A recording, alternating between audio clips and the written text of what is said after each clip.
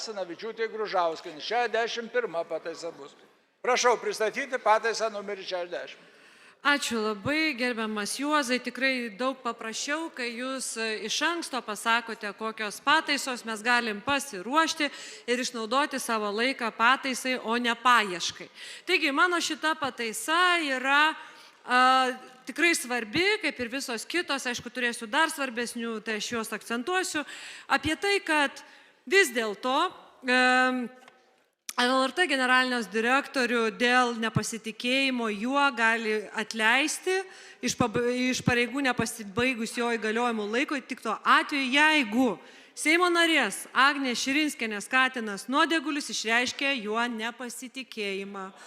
Kodėlgi taip, kolegos, siūlau? Nes tikriausia matėte jau ne kartą ir laidose, ir žurnalistai, kolegės Agnės Katiną mini ir mini. Iš principo jisai yra jau dabartinė žvaigždė, influenceris, aš sakyčiau garsesnis negu ponia Agnė.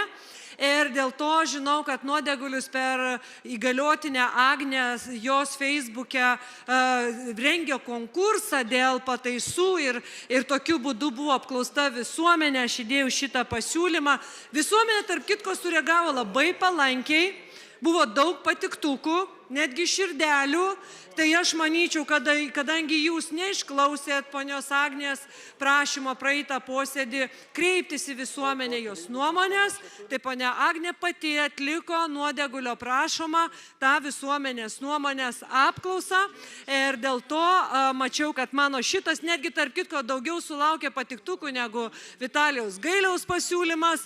Tai aš sakyčiau, kad šitoj vietoj patikrinta pataisa. Ponia Agnė Širinskienė, jūsų Katinas jėga. Kolegė, laikas. Kokia yra komiteto nuomonė dėl šios Teisėto ryšio su LRT generalinio direktoriaus skyrimo ir atleidimo tikslu.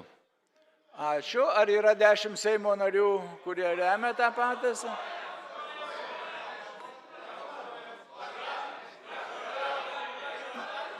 Matau 11. Ačiū, kolegos, užtenka. Nuomonė už Ingrida Šimonytė. Ačiū labai. Šiaip aš esu šunų žmogus ir man gal labiau patiktų, jeigu šita privilegija būtų suteikta mano šuniui arba kieno nors kito šuniui, bet, ko nepadarysi dėl gero reikalo. Gal ir Katinas kitą kartą būti geras arbitras įvairiem klausimams spręsti, o jau ponios Agnės Katinas tai tikrai daugybę kartų, nes tikrai visi, kas seka Facebook'e, mato, koks kompetentingas, protingas ir išradingas ir daug gebantis yra gerbiamos Agnės Širinskienės Katinas. Šiaip visi čia sėdim ir suprantam, kad šnekam nesąmonės, ne? Ir dėl to yra truputį nefaina. Bet žinot, kolegos, kada reikia kažkaip reaguoti į cinizmą žmonių, kurie sako, kad jie stumia pataisas per 1,5 savaitės todėl, kad jiem gaila protestuojančių žmonių, tai į absurdą gaila, bet nėra kito būdo, kaip tik tai atsakyti absurdu. Ir man tiesą sakant šiek tiek nejauku, kad aš turiu šitame absurde dalyvauti, nes visą laiką galvojau, kad Seimas ir tautos atstovybė yra skirtas kitiems dalykams, kad jis yra skirtas spręsti išties fundamentaliems klausimams. Bet fundamentaliems klausimams jūs laiko nerandat. Kai skraido balionai, galit susitikti po savaitės, 2 ar 5. Kai reikia atleisti generalinį direktorių LRT, tai tuomet jūs sugalvojate pataisą per 1,5 savaitės ir čia dar ne pabaiga, nes jūs puikiai žinote, kad toliau eilėje yra krūva dar įvairių pakeitimų, kuri iš esmės reikštų cenzūrą nacionalinėme transliuotojuje. Tai jau jeigu šitaip galima spręsti klausimus jūsų nuomonė Lietuvoje, tai kuo tas Agnės Širinskienės katinėlis blogesnis? Siūlau balsuoti už. Ačiū. Nuomonė prieš Viktorija Čmilytė Nilsen. Užsirašiau kalbėti prieš, nes iš principo esu kaip ir prieš tokią teisėkūrą ir tokius siūlymus, kurie galbūt nėra visai susiję su svarstomo įstatymo esme. Bet dar labiau aš esu prieš tai, ką jau kurį laiką daro valdantieji. Aš esu prieš veidmainystę, aš esu prieš vaidinimą, jog rūpinamasi žurnalistų gerovę. Ką tik tai girdėjome valdybos metu jūsų Seimo pirmininkė pasakymą, jog jūs buvote nuvykęs į LRT ir pamatėte labai daug pavargusių žiniasklaidos atstovų. Man atrodo, balkone yra kai kurie tame tarpe ir LRT žiniasklaidos atstovai. Aš nežinau, ar jie labai smarkiai pasisako už skubą tam, kad galėtų pailsėti. Man rodos, tai yra tikrai labai bjauri manipulacija. Bet aš pasinaudosiu dar vienu tokiu geru pavyzdžiu, kurį mano kolega Simonas Gentvilas tokią praktiką įvedė. Aš kreipsiuos į socialdemokratų jaunąją šviesėją kartą, į Lauryną Šedvydį, žmogaus teisų komiteto pirmininką, kuris čia porą kartų pasisakė 2 žodžiais dėl motyvų.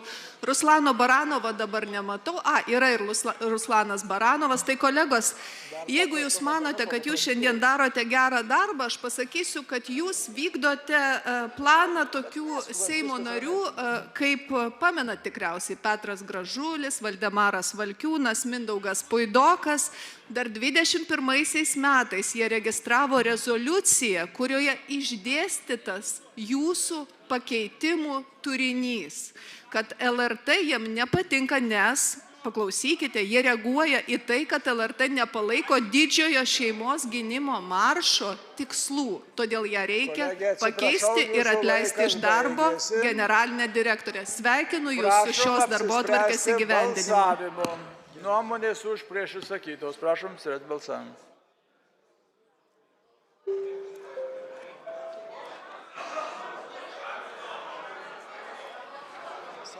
Kita pataisa, Dalia Asanavičiūtė Gružauskienė, numeris 61 ir toliau vėl bus numeris 62. Prašom atsidėmėti. Balsavo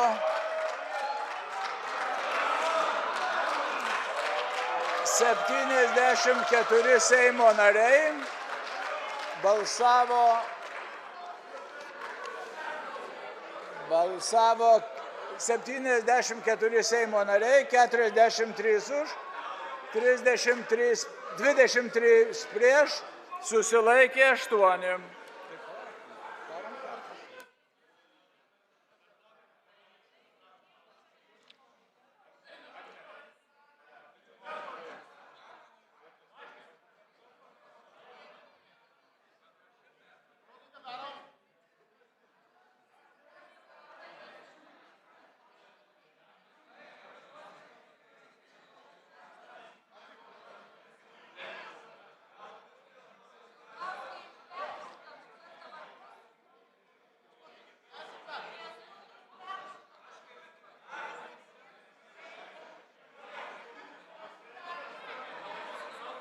Ačiū, kolegos, už jūsų sprendimą.